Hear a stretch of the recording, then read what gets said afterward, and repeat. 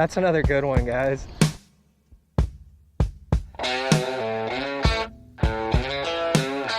They are everywhere in this windblown spot, guys. That's a nice one, I think. Oh my goodness, that's a nice one.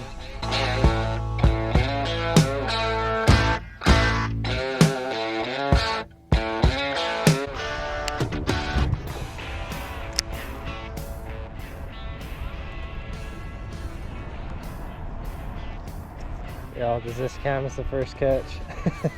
It is cold, got a strong north wind. I wanted to fish the little mouse wake bait. I was trying it more like a crankbait and just, they wouldn't commit. So I'm gonna use the glide bait just to see if the fish are still willing even to eat right now. But we got some wintertime creek fishing going on this morning, guys. It's probably about 45 degrees out right now. And I'm pretty much down here because the wind's so strong. The lakes were gonna be a washing machine, so.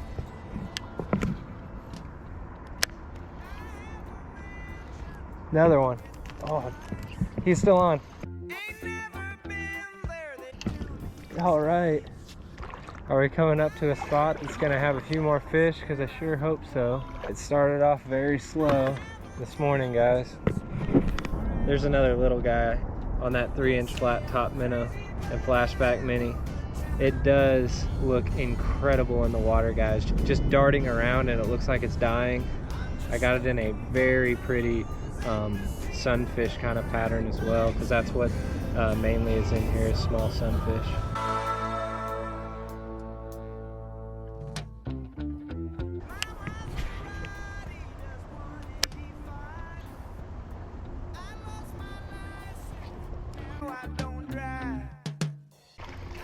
Got another one, guys. He's a little bit bigger. All right. Heck yeah. Look at the markings on that fish, guys. He's got a little war paint there under his eye. Really, really defined lateral line. That is a pretty creek bass. There's that flat top minnow that I'm throwing, guys. Such a good looking soft plastic there.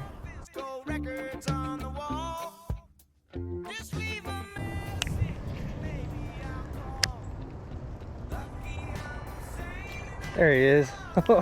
Nothing big so far yet, guys, but we'll take anything that we can get. And that's better now. We got some red dye on the flat top minnow. That is a pretty plastic, guys.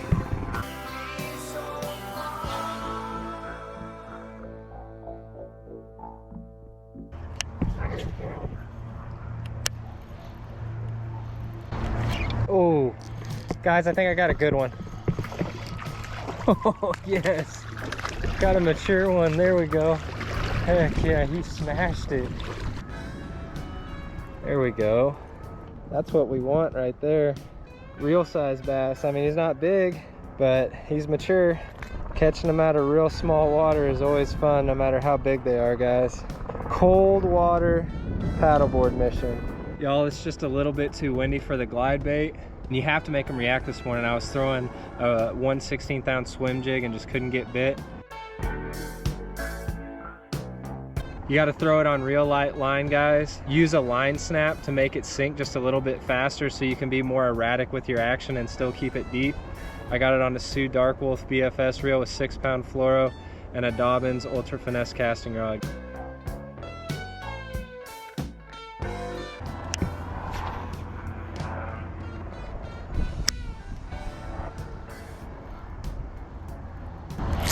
There he is. Heck yeah. I had one bite it, run right at me and come off, like right over here, guys. This might be him. He's about half as big as the last one we caught, but like I said, it's like going to a stream and catching really pretty little rainbow trout. Granted, they're not very big, but it's always just fun to see, you know, what grows in these small bodies of water, and these fish are always really easy to look at. Good looking little fella right there.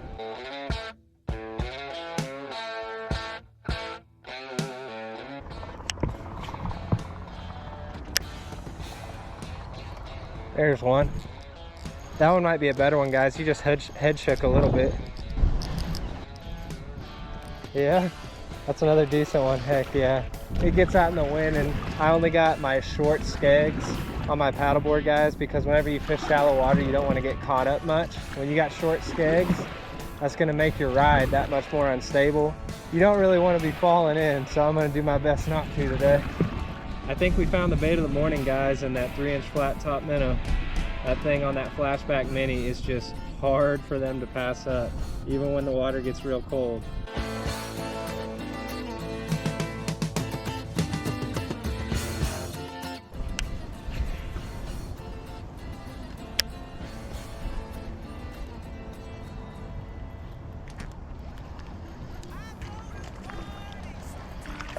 Got a little one, guys.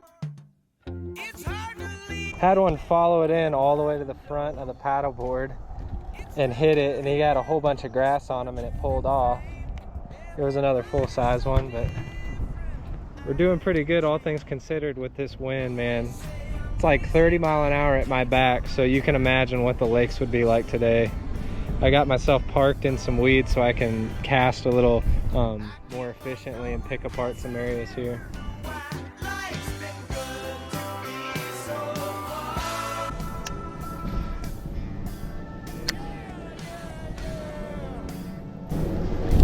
Oh, good one, guys.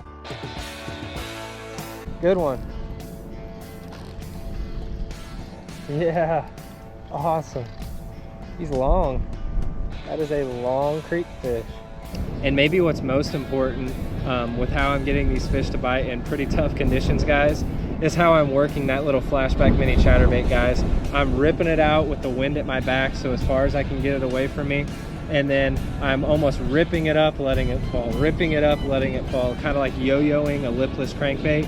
And then other times I'll whip it out there, I'll let it sink all the way to bottom, and I'm seriously working it like a jerkbait. I'll reel, pop, pop, pop, let it fall all the way to the bottom, reel, pop, pop, pop, let it fall all the way to the bottom. And these fish are eating it after I twitch it and it's falling. They would not eat it on a steady retrieve earlier. That's something to take away from this one as well.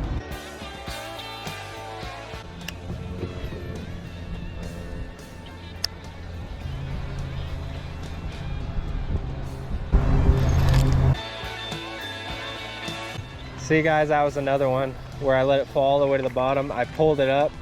He hit it once. I let it drop back down again, pulled it up. And when it dropped after that time, he ate it again. Picky little creek bass this morning. You have to make it look like it's dying today, I guess.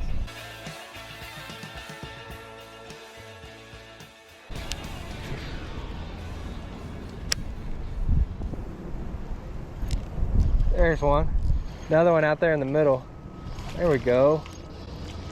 He's a little bigger than the last one we caught. Kind of long and skinny.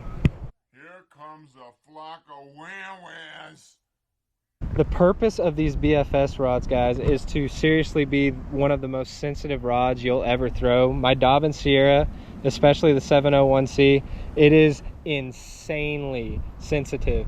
I use it for my 1/16 ounce spin jigs, and I could feel a grain of sand on the bottom as I run over it. So every time I pump that little blade on that 1/16 ounce chatterbait, guys, I feel that bzzz coming through my hand. And anytime you feel it stop, you got a fish on. If you're not using a super sensitive rod, guys, it's going to be very hard to feel those bites.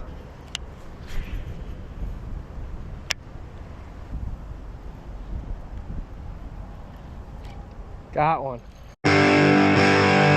They still might be hiding in this dead grass, guys, because I swore I saw that fish dart out from under there and pop this as I was twitching it in front of there. It's normally the opposite. Normally they abandon all of the grass when it dies in the late fall and winter, but it seemed like he was still huddled up in there. Y'all let me know in the comments, do fish still hang out and stay in the dead grass in your lakes wherever you live in the country? Let me know.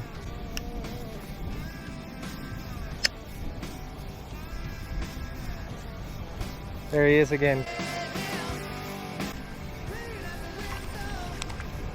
We are really starting to put some numbers on them now, guys. I figured out that retrieve that works. We've caught a few good ones, but most of them have been pretty small like this.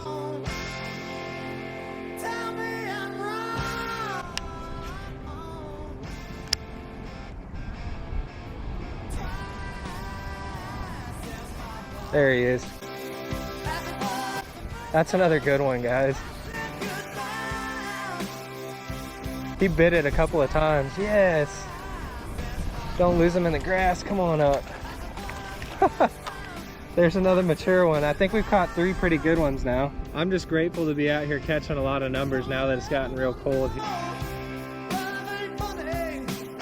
This guy feels like a popsicle.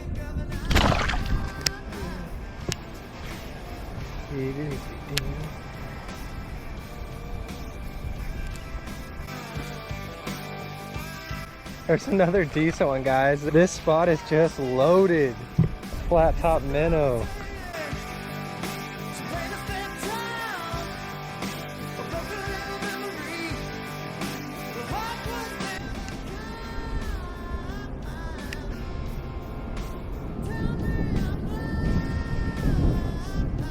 There's another one.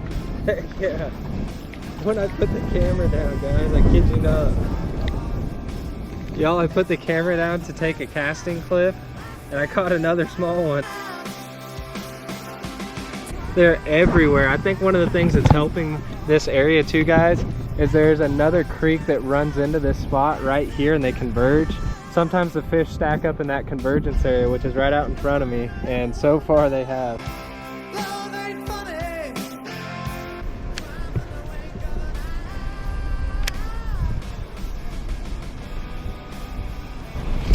Nice.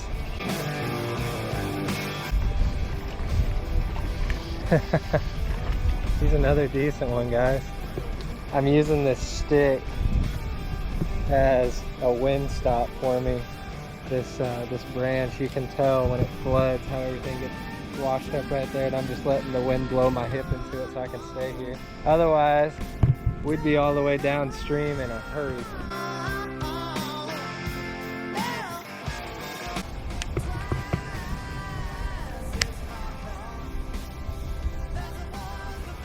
There's one. There he is again. Oh man, this one feels like the biggest one yet.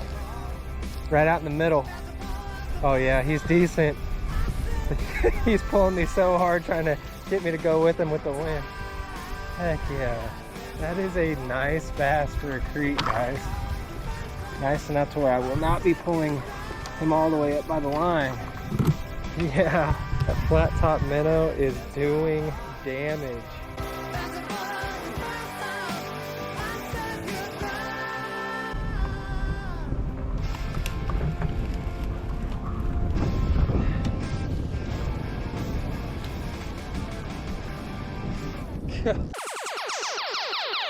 Oh my god. Every time I try to get a casting clip, guys, I catch one. I cast it out there, and he's gonna take me out away from my wind cover.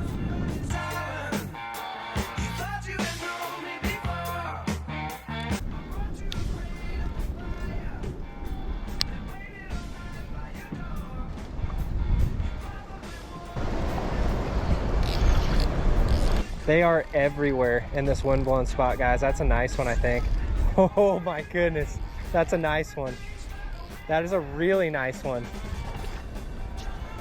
No way. Oh my goodness. Trying to land these things in the wind is so hard.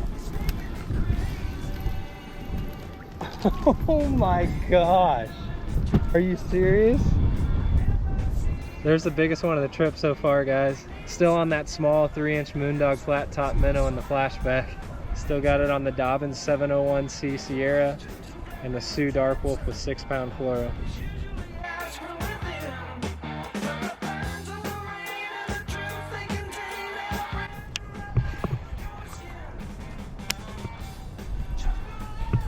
There's another one. That's another head shaking one, guys. Oh my gosh.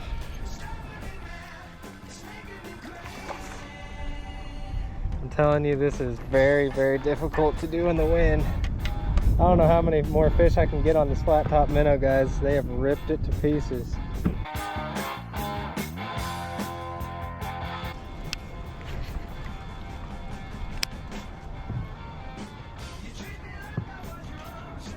Another one. That's another decent one, guys. It's not coming up.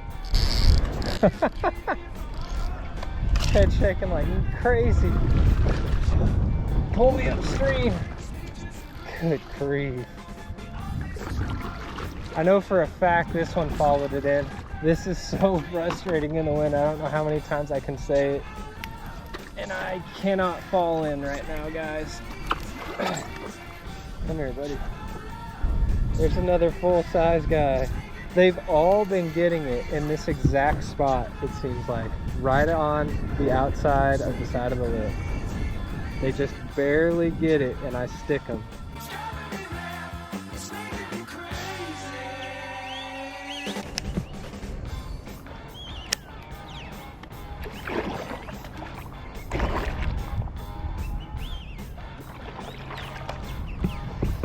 There's one. They are definitely down deep, guys. I'm letting it sink all the way to the bottom and just yo-yoing it off the bottom like a lipless crankbait right now.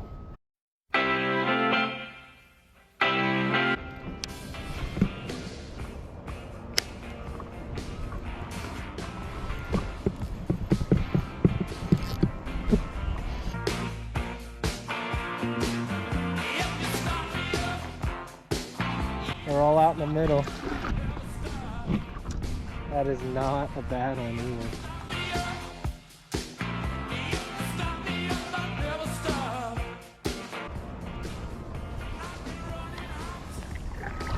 Oh! Curiosity got the best of him. He actually followed it, hit it really close to the paddleboard.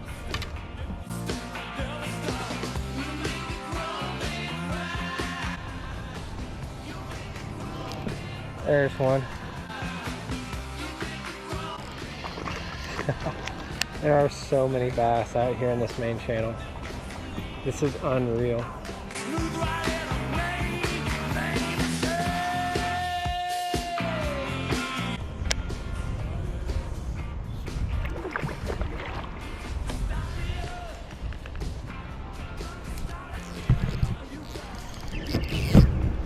Oh.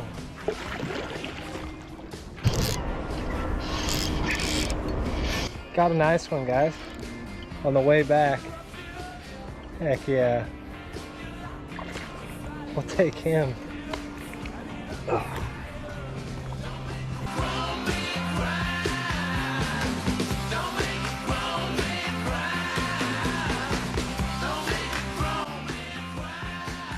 Y'all, so that turned into a productive trip. I didn't catch a fish for the first hour and a half probably until I figured out yo-yoing and jerking that flashback mini chatterbait and 3-inch flat top minnow, man, just murdered those creek bass, guys. And I got to some deeper spots and I was catching numbers, and I caught a handful of really good sized fish for the size of the body of water I was on. So had a whole lot of fun on that one. Check out this sweet shirt, guys. Catch and release on the front with the Bass Brother logo on it, recycle logo, and then look at the bass on the back. You didn't get to see that. I'm telling you guys, Leonardo, the guy that owns Bass Brother down in Mexico, if he can figure out how to get his merch available up in the States, it's gonna sell like wildfire because he's really talented, man. He makes some really good designs. And he helped me out with my logos. So those black and white logos that y'all see at the front end and end of my videos, Leonardo actually made those logos for me. So big shout out to you, man. Appreciate it so much. They look really good. They look clean, just what I wanted. Y'all check out Bass Brother on Instagram. Give him a follow. Look at some of his artwork, man. He does a lot of cool stuff. But if y'all enjoyed this one, leave a like for me. Consider subscribing if you haven't yet, guys. Talk with me down in the comments below. Share this to a finesse loving friend if you would, please. And y'all take her easy. We'll catch you in the next one.